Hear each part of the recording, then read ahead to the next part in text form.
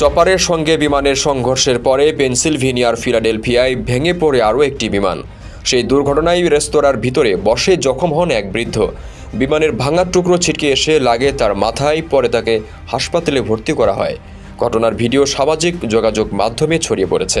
Remittance যোদ্ধাদের ঢাকায় বিশেষ ছাড়ে রেডি ফ্ল্যাট দিচ্ছে শতভাগ বিশ্বস্ত ও নির্ভরযোগ্য প্রতিষ্ঠান প্রবাসীর সিটি। ভাইরাল ভিডিওতে দেখা গেছে রেস্তোরাঁয় বসে খাবার খাচ্ছিলেন অনেকে।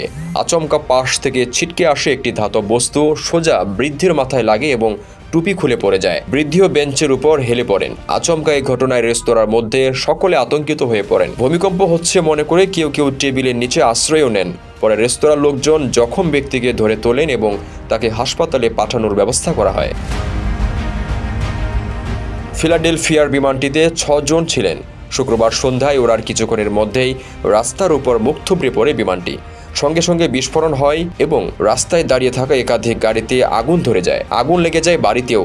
ওই এলাকাতেই একটি রেস্তোরাঁয় বসে বিমানের ভাঙ্গা অংশে জখম হন বৃদ্ধ।